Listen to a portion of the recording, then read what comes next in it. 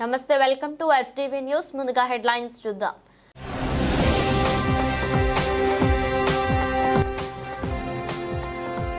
Davos బయలుదేరిన CM చంద్రబాబుకు wishes చెప్పిన సీఎస్ అధికారులు.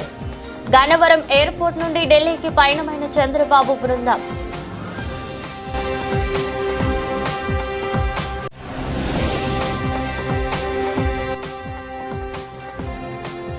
గిరిజనులు డిజిటల్ మార్కెటింగ్, ఈ కామర్స్ పై అవగాహన పెంచుకోవాలి. మాజీ ఉపరాష్ట్రపతి ఎం వెంకయ్య నాయుడు సూచన.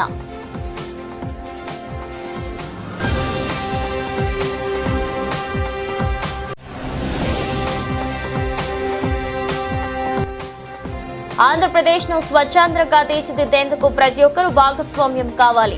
స్వచ్ఛాంధ్ర కార్పొరేషన్ చైర్మన్ కొమ్మారెడ్డి పట్టాభి పిలుపు.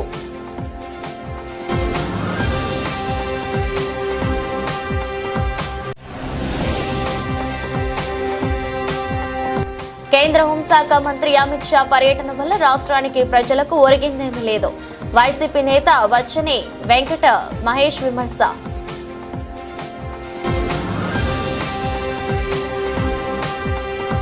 ఇంద్రకీలాద్రిపై కొలువై ఉన్న శ్రీ కనకదుర్గ అమ్మవారిని కేంద్ర హోంశాఖ సహాయ మంత్రి వర్యులు బండి సంజయ్ దర్శించుకున్నారు. అమ్మవారి చిన్నరాజు గోపురం వద్ద ఆలయ అధికారులు ఆయనకు ఆలయ మర్యాదలతో స్వాగతం పలికారు. అమ్మవారి దర్శనం అనంతరం ఆలయ వేద పండితులచే వీరికి వేదాశీర్వచనం కల్పించి అమ్మవారి శేషవస్త్రం, ప్రసాదములు, చిత్రపటం అందజేశారు.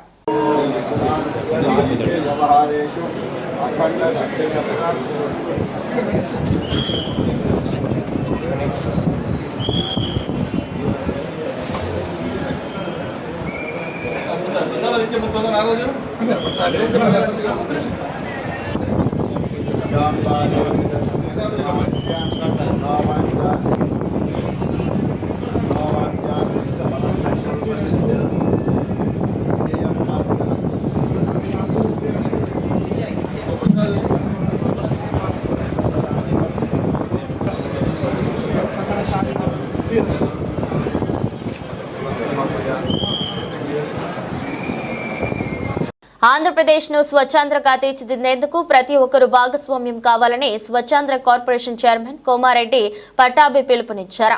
ప్రతిష్టాత్మకంగా చేపట్టిన ప్రతి నెల 3వ శనివారం స్వచ్ఛతా దివస్ లక్ష్యాలు, కర్తవ్యాలను మీడియాకు వివరించారు. ప్రతి నెల ఒక నినాదంతో స్వచ్ఛతా దివస్ కార్యక్రమం చేపట్టనున్నట్లు వివరించారు.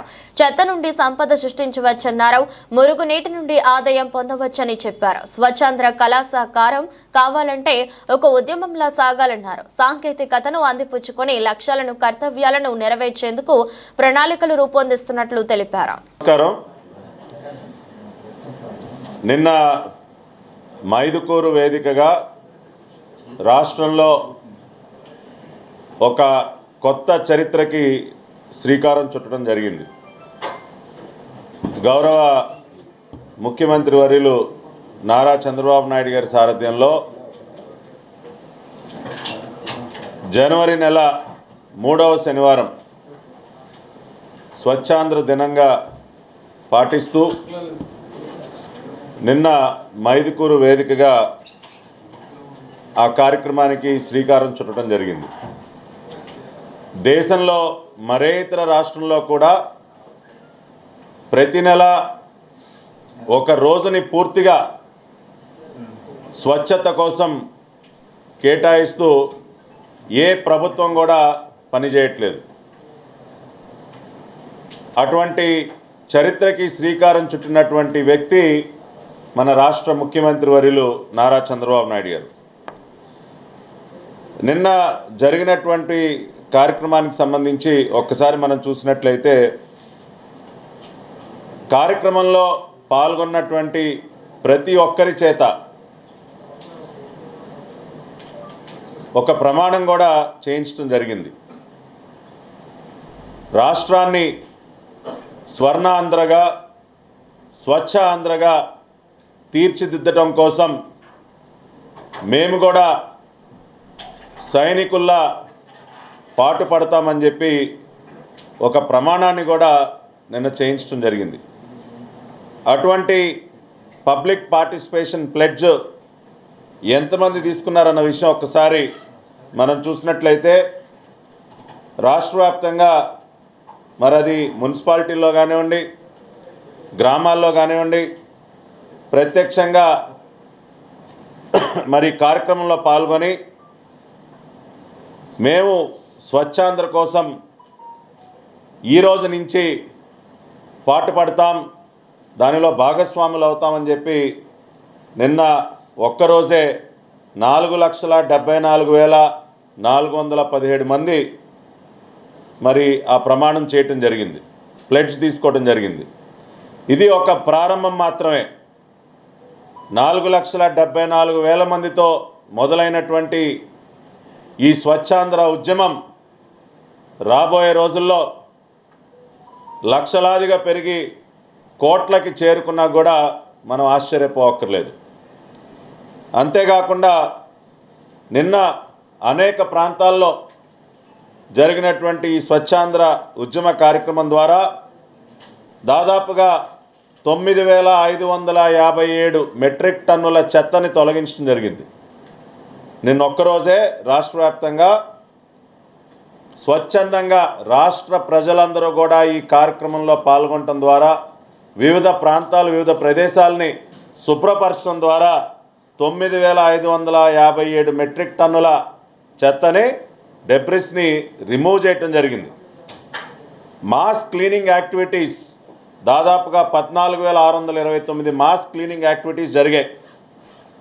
పబ్లిక్ ప్లేసెస్ 21,507 పబ్లిక్ ప్లేసెస్లో ఈ కార్యక్రమం జరగటం జరిగింది.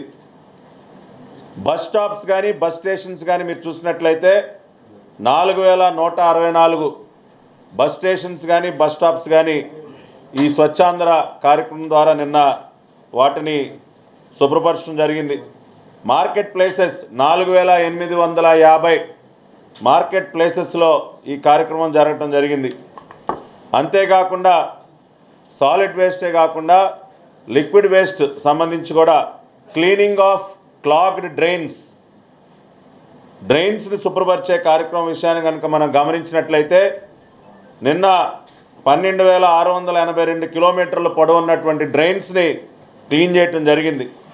అంతేకాకుండా ప్రజలలో అవగాహన పెంచడం కోసం మరి స్వచ్ఛాంధ్ర సాధనకి మనం ప్రజల్లో కూడా ఒక చైతన్యం తీసుకురావాలి, అవగాహన కార్యక్రమాలు ఏర్పాటు చేయాలి. కాబట్టి అనేక మంది సెల్ఫ్ హెల్ప్ గ్రూప్స్ కానీ ఎన్జిఓస్ సహకారంతో నిన్న దాదాపుగా 19,677 రాష్ట్ర వ్యాప్తంగా 26 జిల్లాలో మనం చూసినట్లయితే 19,677 అవేర్నెస్ ప్రోగ్రామ్స్ని కండక్ట్ చేయడం జరిగింది.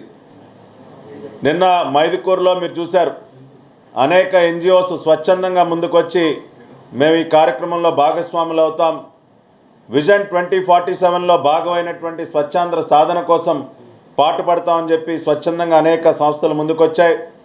మరి లయన్స్ ఇంటర్నేషనల్ నుంచి వారి ఇంటర్నేషనల్ డైరెక్టర్స్, వారి స్టేట్ చైర్పర్సన్స్ వాళ్ళందరూ కూడా వచ్చి రాష్ట్రంలో ఉన్నటువంటి దాదాపు 400 లయన్స్ క్లబ్స్, దాదాపు 15,000 మంది సభ్యులు మొత్తం కూడా ఈ స్వచ్ఛాంధ్ర సాధన కోసం పనిచేస్తారని వారు ముందుకు రావటం, అంతేకాకుండా ఆంధ్ర ఛాంబర్ ఆఫ్ కామర్స్ వారు మరి కార్యక్రమానికి తమ మద్దతు తెలియజేయటం, ఇండియన్ మెడికల్ అసోసియేషన్ వారు తమ మద్దతు తెలియజేయటం, వివిధ క్రీడా సంఘాలు తమ మద్దతు తెలియజేయటం జరిగింది.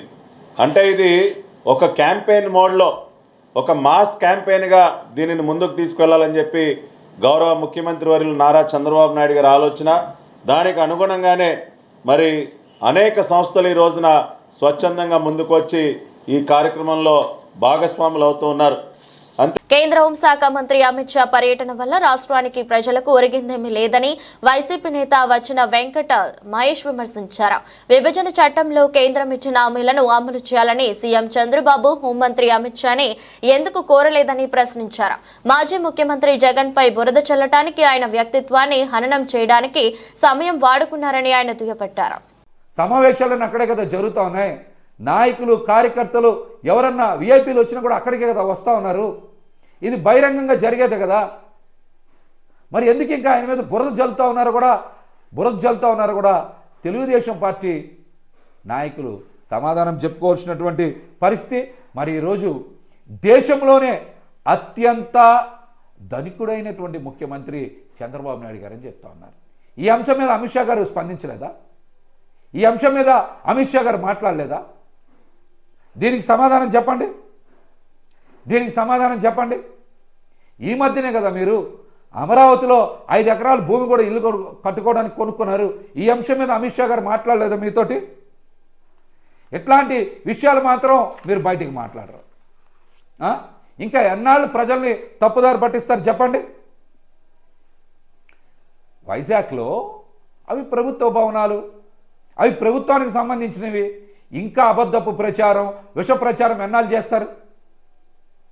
ఆ బిల్డింగుల్ని, ఆ ప్రభుత్వ భవనాలని ఎట్లా వాడుకోవాలో ఇంకా మీకు తెలియట్లేదు, చేత కావట్లేదు. అంటే మీరు పరిపాలనకి పనికి రారని అర్థం. మీరు పరిపాలనకే పనికి రారని అర్థం. మరి ఈరోజు రాష్ట్రంలో ప్రతి ఒక్కరు కూడా ఉప ముఖ్యమంత్రి పదవి నారా లోకేష్ గారికి ఇవ్వాలని మాట్లాడుతూ ఉన్నారు. గతంలో జగన్మోహన్ రెడ్డి గారు సామాజిక న్యాయం పాటిస్తూ బీసీ, ఎస్సీ, ఎస్టీ, ముస్లిం, కాపు ఈ వర్గాలన్నిటికీ కూడా ఉప ముఖ్యమంత్రి పదవులు కేటాయించారు. దగ్గర 10 మందిని ఉప ముఖ్యమంత్రులను చేసినటువంటి గొప్ప ఘనత, సామాజిక న్యాయం చేసినటువంటి వ్యక్తిది జగన్మోహన్ రెడ్డి గారిది. మరి మీరు ఒక ఉప ముఖ్యమంత్రి పదవి ఇచ్చి బీసీలని, ఎస్సీలని, ఎస్టీలని, ముస్లింలని మోసం చేసిన మాట వాస్తవం కాదా?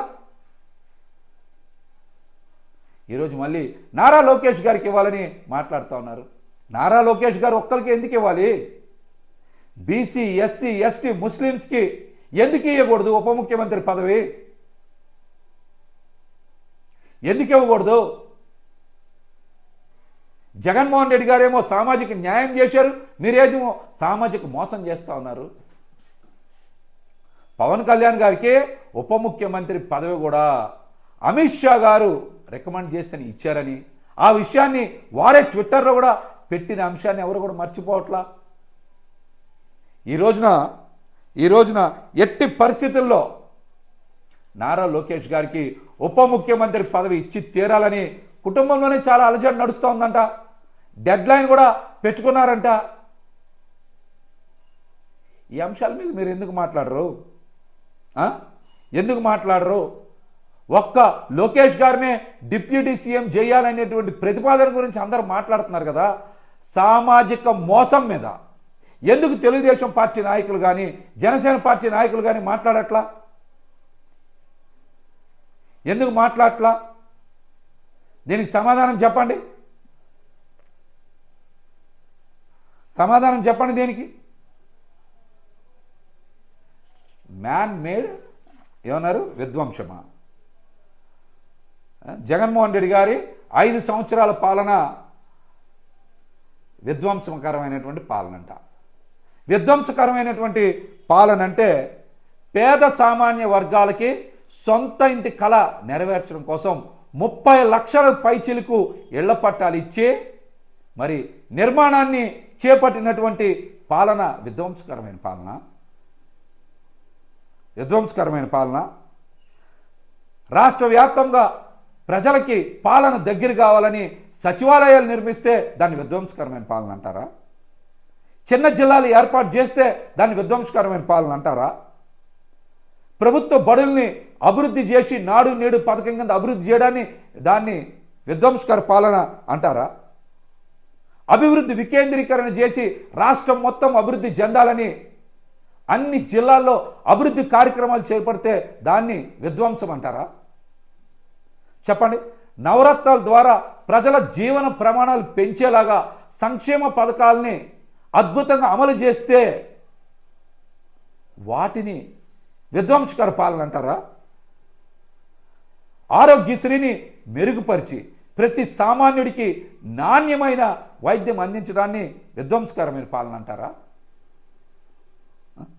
విద్యలో విప్లవాత్మకమైనటువంటి మార్పులు తీసుకొచ్చి పేద సామాన్య వర్గాలు ఇంగ్లీష్ మీడియంలో చదువుకొని అంతర్జాతీయ స్థాయిలో వాళ్ళందరూ రాణించేలాగా కరిక్యులం మార్పు చేయడాన్ని విధ్వంసకరమైన పాలన అంటారా? హార్బర్లు, పోర్ట్లు, మెడికల్ కాలేజీలు, పోలవరం ఇట్లాంటి అభివృద్ధి కార్యక్రమాలు చేపడితే దాన్ని విధ్వంసకర పాలన అంటారా? చెప్పండి, విధ్వంసకర పాలన అంటారా? దీనికి వాసవి జాగృతి క్లబ్ గ్రేటర్ అజిత్ సింగ్ నగర్ నూతన క్లబ్ నూతన కార్యవర్గ ప్రమాణ స్వీకార మహోత్సవం అంగరంగ వైభవంగా జరిగింది. వాసవి క్లబ్ చేస్తున్న సేవలను ఈ సందర్భంగా పలువురు వక్తలు ప్రశంసించారు. సమాజాభివృద్ధిలో వాసవి క్లబ్ సేవలు ప్రశంసనీయమని కొనియాడారు. అజిత్ సింగ్ నగర్ లోని వాసవి కన్యకా పరమేశ్వరి కళ్యాణ మండపంలో వాసవి జాగృతి ఇంటర్నేషనల్ వాసవి జాగృతి క్లబ్ గ్రేటర్ అజిత్ సింగ్ నగర్ నూతన క్లబ్ నూతన కార్యవర్గ ప్రమాణ స్వీకార కార్యక్రమం ఘనంగా జరిగింది.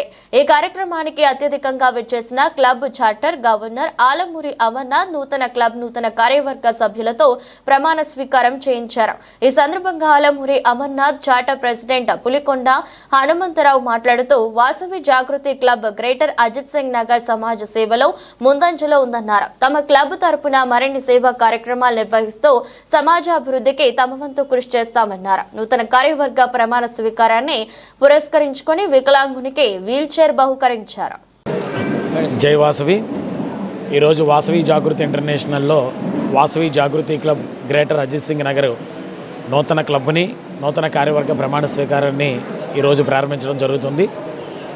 మరి సంస్థ ముఖ్య ఆశయాల్లో భాగంగా స్నేహం, నాయకత్వం, అదేవిధంగా సేవా కార్యక్రమాలతో పాటుగా వ్యాపార అభివృద్ధి కొరకు కూడా ఈ యొక్క ఆర్గనైజేషన్ స్థాపించడం జరిగింది. ఆర్యవైశ్యుల ఆత్మగౌరవ నిదానంతో ప్రారంభించినటువంటి ఈ యొక్క ఆర్గనైజేషన్లో ఈరోజు వరకు 1000 మంది సభ్యులు శాశ్వత సభ్యులుగా ఈ యొక్క ఆర్గనైజేషన్ ముందుకు తీసుకెళ్ళడం జరుగుతుంది.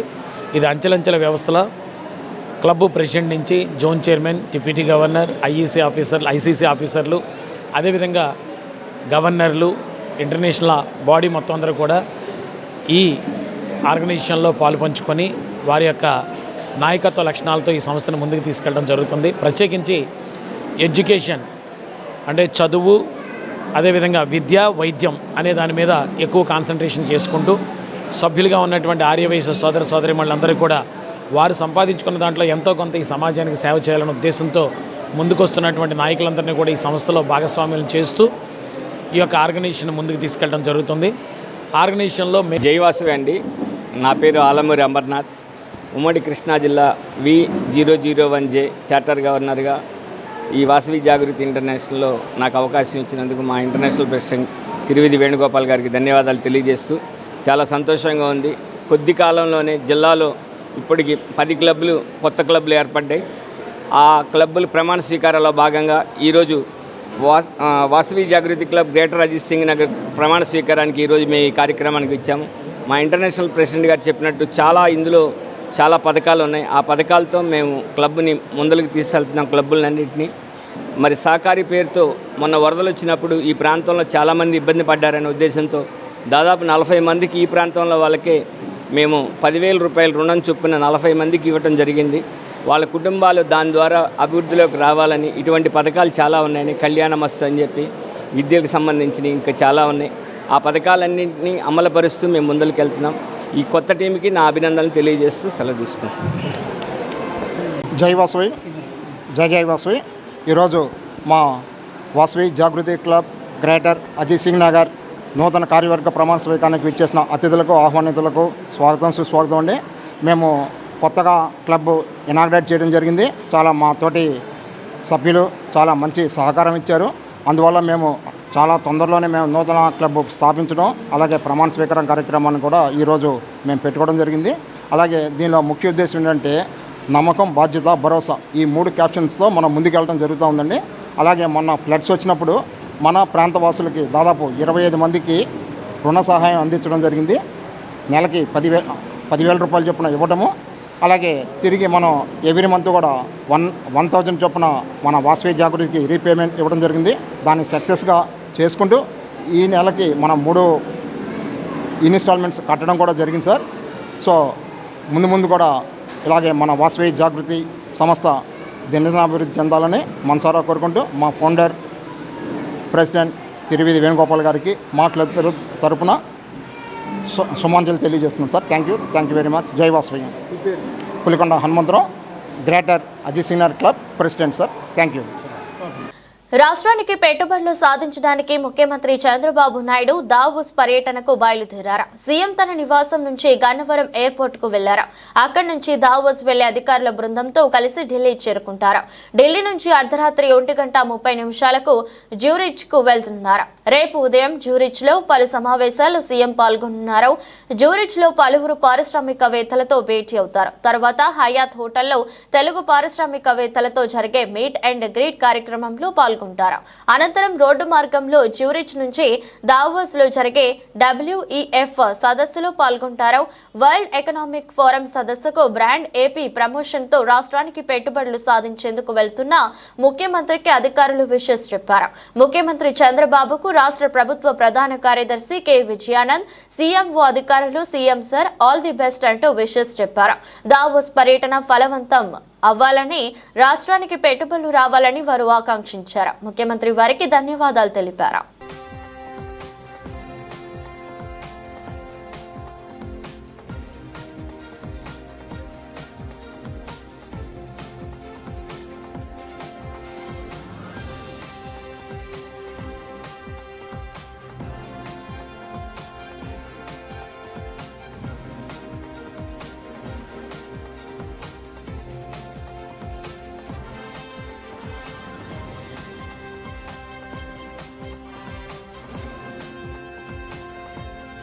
మంత్రి నారా లోకేష్ ను ఉప ముఖ్యమంత్రిని చేయాలన్న విజ్ఞాపనలు తెలుగుదేశం పార్టీలో ఊపందుకుంటున్నాయి.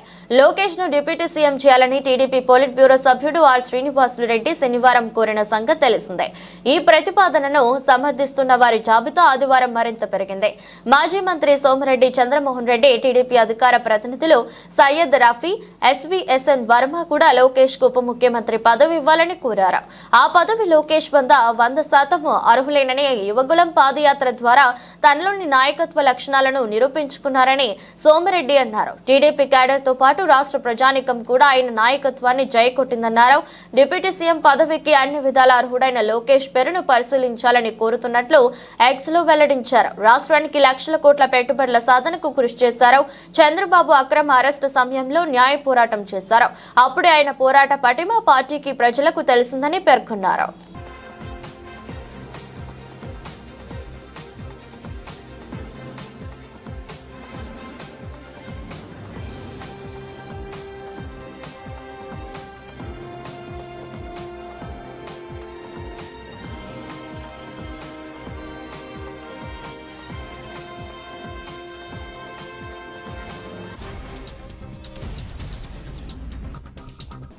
సాధారణంగా ప్రకృతి వైపరీత్యాలు, అధిక రసాయన మందులు వాడకం, దళారీలు మోసం, రైతులు నష్టపోవడం చూశాం.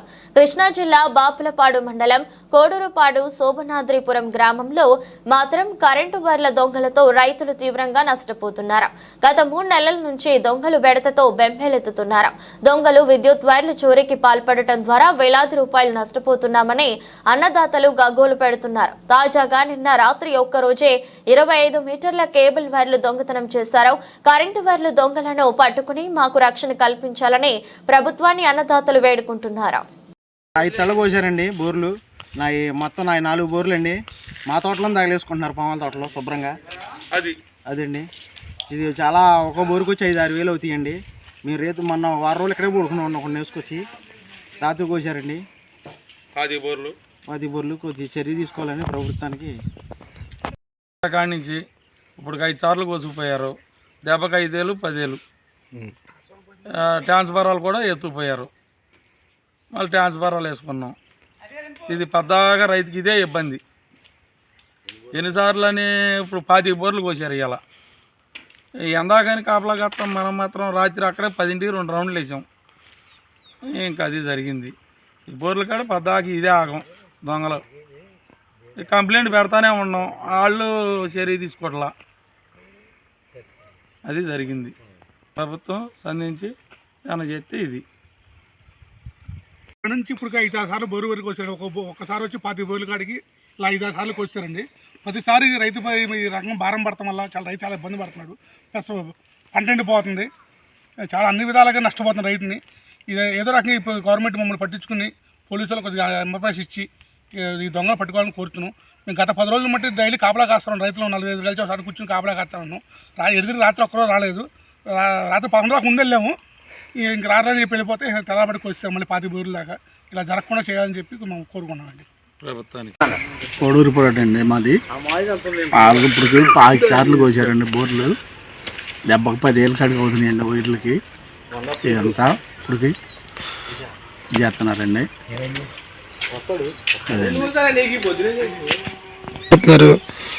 కేబుల్ వైర్లు లోపల భూమిలో బోర్లు కాడ లోపల భూమిలో తవ్వి వేసి కూడా కోసిపోతున్నారండి. అది ఇక్కడే కాల్ చేస్తున్నారు, ఈ మధ్యలో అటు దూరంగా తీసుకెళ్ళి కాల్ చేస్తున్నారండి.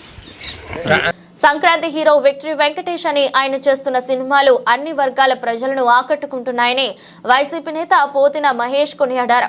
సంక్రాంతికి వస్తున్నాం సినిమా ద్వారా ఘన విజయాన్ని అందుకున్న హీరో వెంకటేష్ మరిన్ని మంచి సినిమాలు చేయాలని ఆకాంక్షించారు.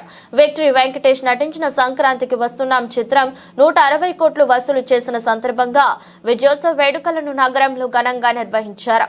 విక్టరీ రాణా యూత్ అధ్యక్షులు పోతిన వెంకటేష్ ఆధ్వర్యంలో అలంకార్ థియేటర్లో వేడుకలు ఘనంగా జరిగాయి. ఈ వేడుకలకు సురేష్ మూవీస్ మేనేజర్ భగవాన్, అలంకార్ థియేటర్ అధినేత కాకుమాను ప్రసాద్, వైసీపీ నేత పోతిన మహేష్ ముఖ్య అతిథులుగా విచ్చేసి కేక్ కట్ చేశారు.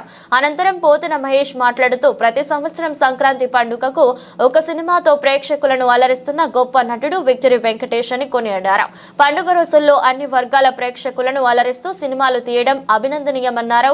విక్టరీ వెంకటేష్ మరిన్ని మంచి చిత్రాలు నటించి ప్రేక్షకుల ఆదరణ అభిమానాలు పొందాలని ఆకాంక్షించారు. అనంతరం సురేష్ మూవీస్ మేనేజర్ భగవాన్ మాట్లాడుతూ సంక్రాంతికి వస్తున్నాం చిత్రం 160 కోట్ల రూపాయల కలెక్షన్స్ వసూలు చేయడం ఎంతో సంతోషంగా ఉందన్నారు. కార్యక్రమంలో నమ్మి, సాయి, పోతిన సాయి, జానీ, విజయ్, రాజగిరి, గోపి, నాగోతి వాసు, పోతిన యుగంధర్ తదితరులు పాల్గొన్నారు. 160 కోట్ల దాకా కలెక్ట్ చేసిందండి. దానికి సంబంధించి విజయవాడ వెంకటేష్ బాబు ఫ్యాన్స్కి సంబంధించి పోతున్న వెంకటేష్ గారు, పోతున్న మహేష్ గారు ఆధ్వర్యంలో మన అలంకార్ థియేటరు ప్రొపరేటర్ అలంకార్ ప్రసాద్ గారి ఆధ్వర్యంలో ఈ సక్సెస్ మీట్ జరుగుతోంది.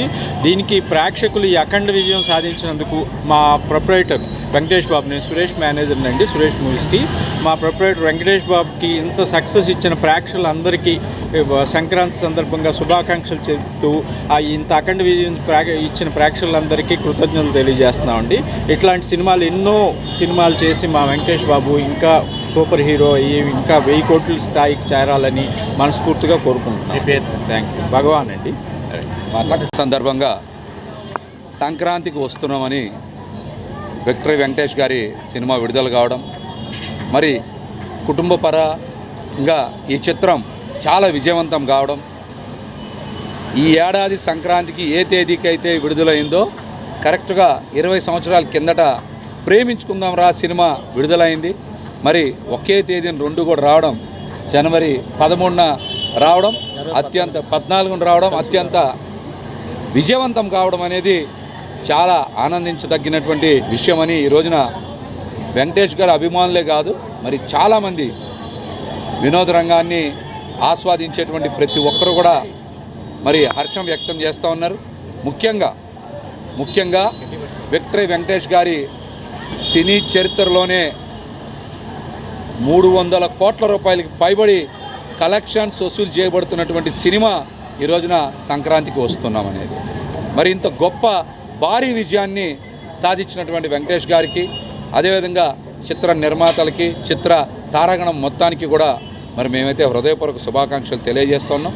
ముఖ్యంగా ఈ కార్యక్రమాన్ని విజయవాడ నగరంలో గాంధీనగర్ సెంటర్లో ఏర్పాటు చేసినటువంటి విక్టరీ వెంకటేష్ ఫ్యాన్స్ మరి సంఘం అధ్యక్షులైనటువంటి పోతిన వెంకటేష్ గారికి కూడా మా హృదయపూర్వక శుభాకాంక్షలు తెలియజేస్తున్నాం. ఎందుకంటే ఆయన కూడా విక్టరీ వెంకటేష్ గారిని ఎన్నో సంవత్సరాలుగా ఫాలో అవుతూ వారి సినిమాలతో పాటు కొన్ని సేవా కార్యక్రమాలు చేస్తూ ఎంతో నిస్వార్థంగా నిజాయితీగా నిలబడుతున్నటువంటి వ్యక్తి పోతిన వెంకటేష్ గారు. వారు కూడా ప్రతి కార్యక్రమాన్ని కూడా ఎంతో ఉన్నతంగా చేస్తూ అందరినీ భాగస్వామ్యం చేస్తూ ఉన్నారు. అందుకని ఆయన కూడా కల్జోడు కూడా అవన్నీ అయ్యే పెట్టుకుంటారు విక్టర్ వెంకటేష్ గారి లాగానే. ఆ చొక్క గుండీలో కూడా అందుకనే అట్లాగనే చేస్తూ ఉంటారు వెంకటేష్ గారి లాగానే. కాబట్టి వెంకటేష్ గారికి కూడా నా హృదయపూర్వక శుభాకాంక్షలు తెలియజేస్తున్నా. గతంలో కూడా ఇదే గాంధీనగర్ సెంటర్లో అనేక సేవా కార్యక్రమాలు కూడా చేసినటువంటి వ్యక్తి మన పోతిన వెంకటేష్ గారు. మరి ఈ కార్యక్రమానికి ముఖ్య అతిథులుగా ఇచ్చేసినటువంటి సురేష్. గిరిజనులు వ్యాపార రంగంలోకి రావాలి. వారి ఉత్పత్తులకు మార్కెట్లో demand, digital marketing, ecommerce పై అవగాహన పెంచుకోవాలని భారత పూర్వ ఉపరాష్ట్రపతి ముప్పవరపు వెంకయ్య నాయుడు సూచించారు. ప్రకృతిని ప్రేమించే గిరిజన సంస్కృతి ఎంతో గొప్పదని వెల్లడించారు. స్థానిక తుమ్మలపల్లి కళాక్షేత్రంలో గిరిజన ఆదివాసీ సమ్మేళన కార్యక్రమానికి ముఖ్య అతిథిగా వెంకయ్య నాయుడు విచ్చేశారు. ఈ సందర్భంగా ఏర్పాటు చేసిన గిరిజన సంప్రదాయ సాంస్కృతిక నృత్య ప్రదర్శనను తిలకించారు.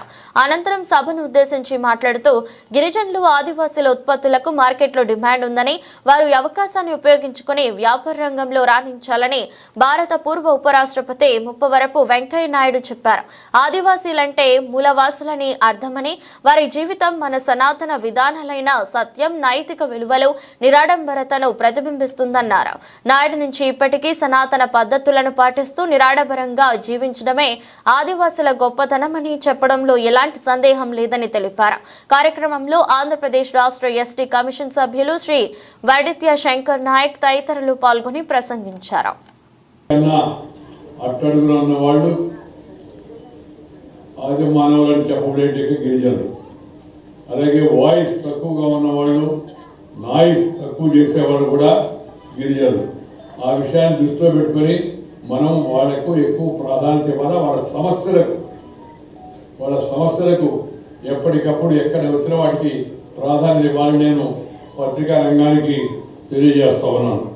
ఈ గిరిజనుల యొక్క, ఆదివాసీల యొక్క, ప్రజల యొక్క జీవన ప్రమాణాలు పెంచేందుకు, గిరిజనుల యొక్క ఆత్మగౌరవాన్ని కాపాడేందుకు ఆ సంకల్పంతో ఈ కార్యక్రమాలు నిర్వహిస్తున్న ఆంధ్రప్రదేశ్ రాష్ట్ర ఎస్టీ కమిషన్ సభ్యుడు శ్రీ వడిత్య శంకర్ నాయక్ ప్రత్యేకంగా నేను అభినందనలు తెలియజేస్తున్నాను. నాకు చిన్నప్పటి నుంచి కూడా ఆదివాసీలంటే, గిరిజనులంటే చాలా ప్రత్యేకమైన గౌరవం, అభిమానం. ఎందుకంటే వాళ్ళు శాంత స్వభావాలు, మన నాగరికతను కాపాడేవాళ్ళు, అడవుల్లో నివసిస్తూ అడవి సంపదను కూడా కాపాడేవాళ్ళు. అలాంటి వాళ్ళంటే నాకు మొదటి నుంచి ప్రకృతిని కాపాడేవాళ్ళు అంటే చాలా ఇష్టం. ప్రకృతిని ప్రేమించు, ప్రకృతితో కలిసి జీవించు, nature culture together for bright future అని చెప్పి భావించేట వాళ్ళు. మాతృ ప్రేమను అంటే అమ్మ ప్రేమను, పితృ ప్రేమను, పశు పోషణను ప్రేమిస్తూ వైవిధ్యమైన తరహాలో కొనసాగే వారి జీవనం ఎంతో ఆదర్శమైనది. ప్రలోభాలు పెట్టినా, ఇతర దేశాల నుంచి డబ్బులు గుప్పించినా మతం మారకుండా తమ జీవన విధానాన్ని, భారతీయ సంస్కృతిని, హిందూ సంస్కృతిని రక్షించుకునే గిరిజనులందరికీ కూడా నేను జోహార్ నడిపిస్తున్నాను. వాళ్ళందరికీ కూడా అభినందన తెలియజేస్తాను.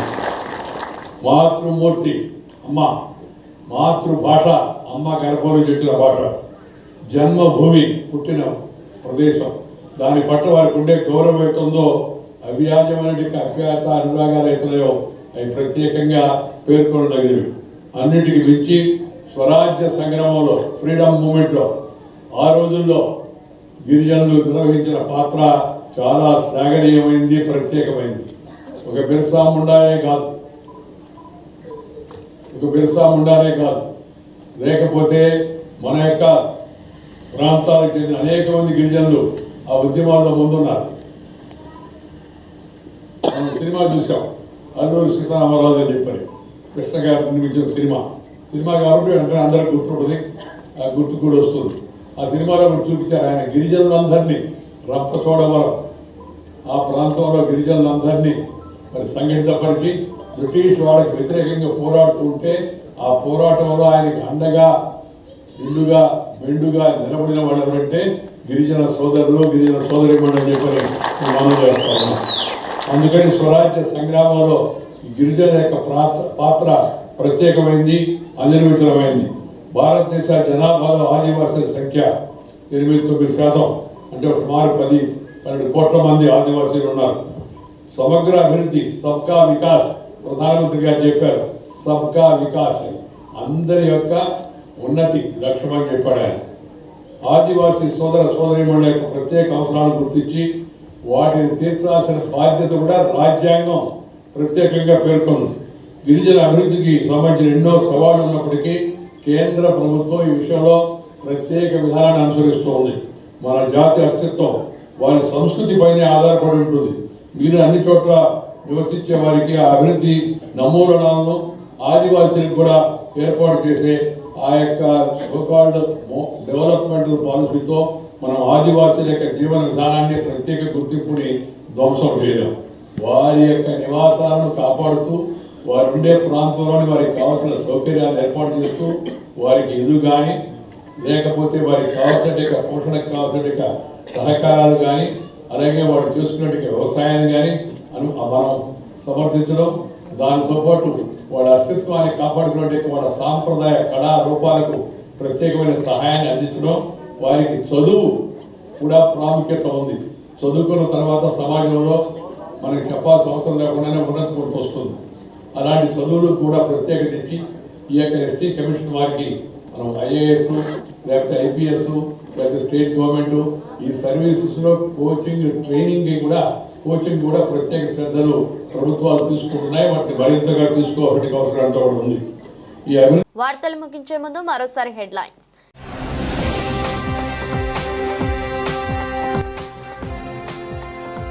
దావోస్ బయలుదేరిన సీఎం చంద్రబాబుకు విషెస్ చెప్పిన సీఎస్ అధికారులు. గన్నవరం ఎయిర్పోర్ట్ నుండి ఢిల్లీకి పయనమైన చంద్రబాబు బృందం.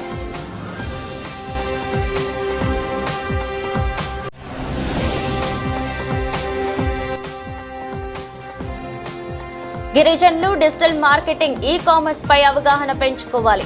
మాజీ ఉపరాష్ట్రపతి ఎం వెంకయ్య నాయుడు సూచన.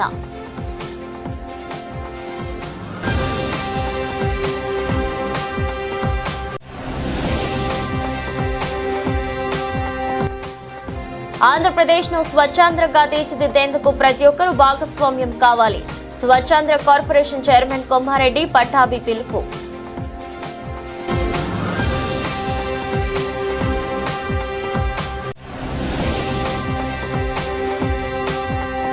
కేంద్ర హోంశాఖ మంత్రి అమిత్ షా పర్యటన వల్ల రాష్ట్రానికి ప్రజలకు ఒరిగిందేమీ లేదు.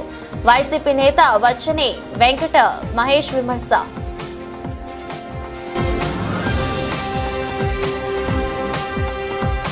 ఇది రోజు బులెటిన్. మరో బులెటిన్లో మళ్ళీ కలుద్దాం.